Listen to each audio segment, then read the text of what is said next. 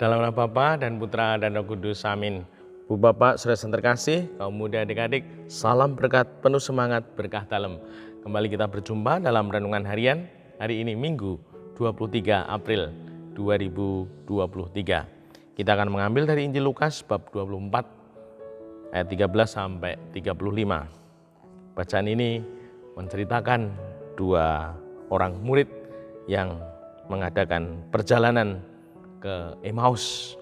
Mereka berjalan cukup jauh, 7 mil jauhnya. Mereka bercakap-cakap tentang segala sesuatu yang terjadi. Yesus datang, namun mereka tidak tahu bahwa itu Yesus.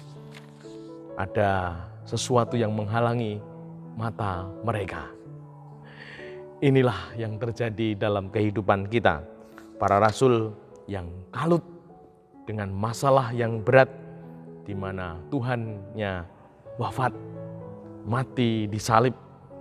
Mereka sungguh mengalami guncangan hidup, sehingga beratnya beban hidup mereka sungguh membuat mereka tidak mampu melihat Tuhan yang hadir.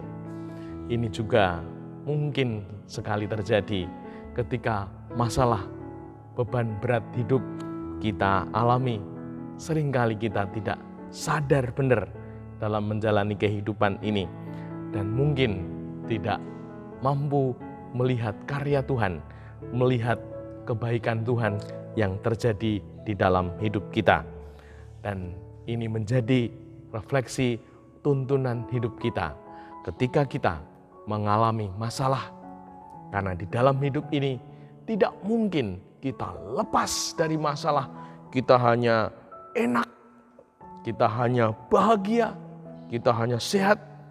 Tidak mungkin. Kita akan mengalami semua dinamika kehidupan ini, sehingga kita menjadi pribadi yang utuh dan tangguh. Maka dari itu, ketika masalah itu datang, beban bahkan beratnya hidup ini ada dalam kehidupan kita. Yang pertama, tenang, menenangkan diri.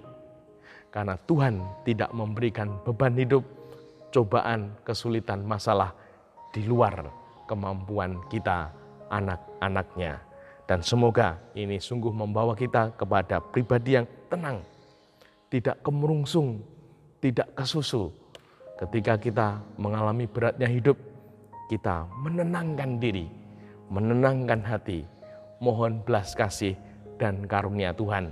Dan semoga kita boleh tenang menjalani, dan di dalam beratnya hidup itu Tuhan tentulah menyimpan di dalamnya karya yang besar, kehendak yang besar dalam diri kita.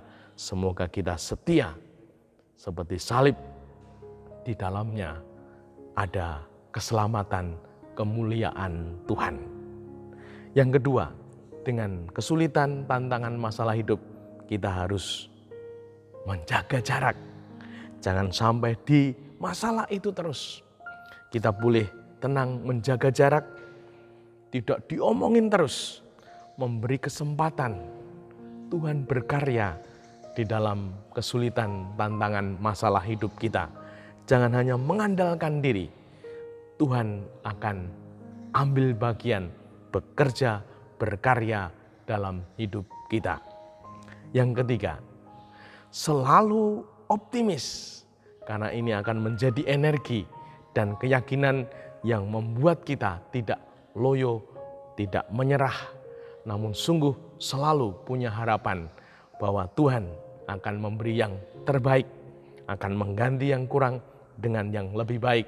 Kegagalan mengajari kita, salib membimbing kita untuk semakin kuat, tangguh menjalani kehidupan ini. Sehingga kita tidak menjadi pribadi yang manja, namun pribadi yang sungguh kuat di hadapan Tuhan. Dan semoga kita yakin bersama Tuhan selalu ada solusi, ada jalan. Karena Tuhan pun mengatakan, akulah jalan. Bersama Tuhan kita akan mendapatkan jalan kehidupan. Dimuliakanlah Tuhan kini dan sepanjang masa. salam berkat, penuh semangat, berkah dalam. Nama Bapa, Putra, dan Roh Kudus. Amin.